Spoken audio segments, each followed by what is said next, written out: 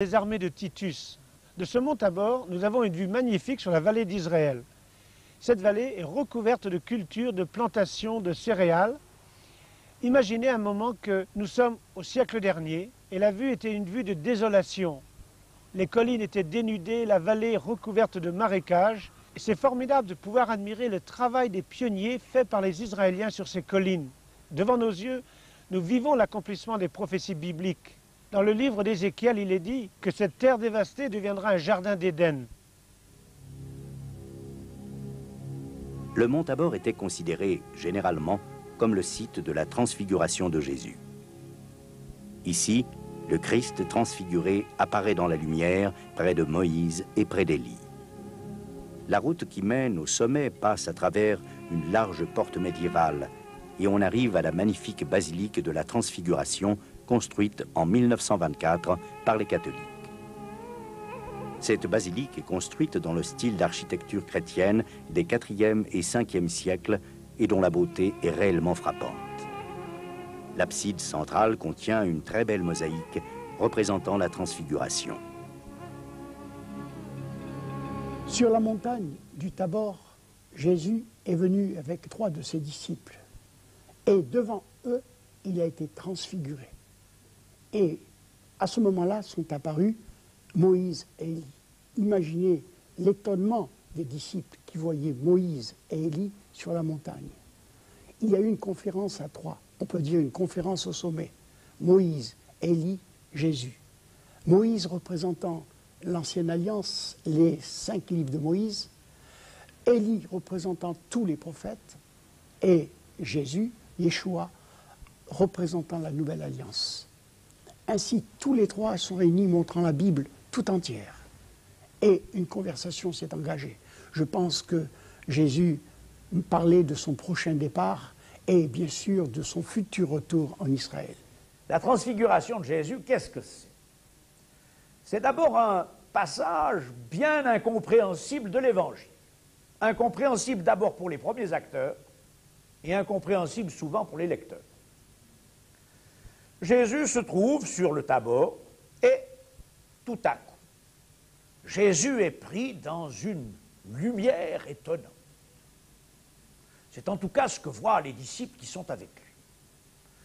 Et ils voient Jésus qui discute avec 2 personnages, eux aussi luminescents. Ils reconnaissent, parce que ces personnages doivent avoir ces traits caractéristiques que la tradition de l'époque leur donnait, Moïse et Élie. Jésus qui s'entretient avec ces personnages importants du passé, ces figures emblématiques de la religion d'Israël. Alors, Pierre, comme toujours, Seigneur, il est bon pour nous que nous soyons ici, on dresse 3 tentes. Et ils vont s'affairer, mais ils regardent. Ils regardent. Parce que c'est troublant. Que veut dire ce texte? Eh bien, je crois que c'est présenter justement aux disciples, à un moment donné, une vision qui est une sorte d'anticipation.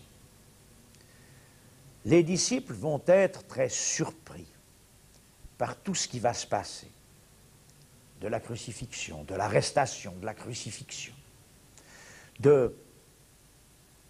du temps aussi qui va se passer avant Pâques. Oh, ça n'a beau être que le samedi saint, mais c'est long, un samedi. Et puis Pâques. Et c'est vide, un tombeau vide, quand on ne sait plus ce qu'il faut mettre dedans ou avec ou à côté. Et la transfiguration, c'est comme une grande lumière pour essayer de faire comprendre aux disciples que l'homme Jésus qu'ils fréquentent, c'est le Fils de Dieu.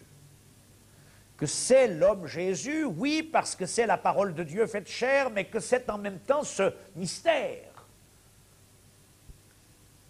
du Fils de Dieu qui est là parmi les hommes. Ça sera toujours un mystère pour tout homme, jusqu'à ce que nous voyons face à face. Et ça, c'est vrai, Tertullien l'a bien connu, Tertullien qui voulait comprendre, qui voulait tout comprendre, parce que c'était un avocat rationaliste.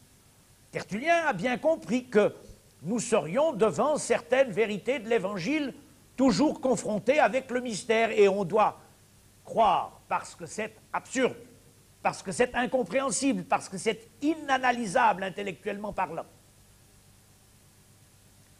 Jésus apparaît transfiguré.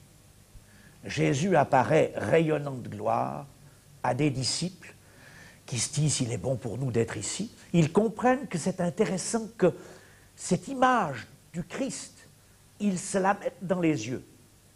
Ils ne savent pas à quoi ça va leur servir, mais ils se disent que c'est important, que l'image de Jésus, dialoguant avec Moïse et Élie, ils l'aient dans l'œil, ils la mémorisent dans leurs souvenirs, elles s'inscrivent dans leurs neurones et qu'elles puissent ressortir à un moment donné. Quand il leur faudra effectivement comprendre certaines choses, alors cette image sera une clé.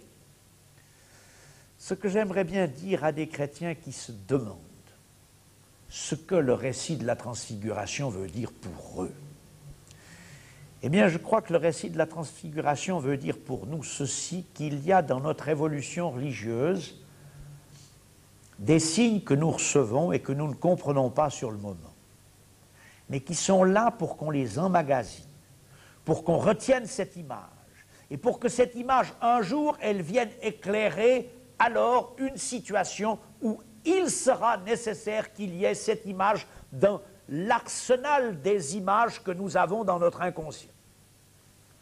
Je crois que la transfiguration, elle est là parce qu'en fait, celui qui fait la parole de Dieu sait très bien ce qu'est l'homme et il sait très bien que cet homme a un inconscient. Et la transfiguration, c'est une figure qui se projette dans notre inconscient pour qu'à un moment donné, elle puisse nous éclairer, qu'elle puisse revenir dans notre conscient et qu'elle puisse nous dire ce qui doit nous être dit à propos de ce Jésus dont autrement le sacrifice du Golgotha nous aurait complètement désarçonnés. Du sommet de Tabor, voici le soleil qui se couche sur la ville de Nazareth.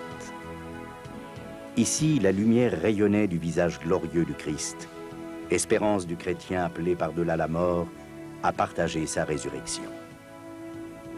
En face, sur Nazareth, pointe le minaret de la mosquée qui côtoie les églises chrétiennes et les synagogues de la ville juive. La population de cette ville, composée aujourd'hui de chrétiens, juifs et musulmans, symbolise ainsi la portée universelle du message d'amour du Christ. Jésus est venu de Nazareth pour annoncer la bonne nouvelle du salut à tous les hommes. Selon ce que déclare l'évangile de Jean, « Car Dieu a tant aimé le monde qu'il a donné son Fils unique, afin que quiconque croit en lui ne périsse point, mais qu'il ait la vie éternelle. »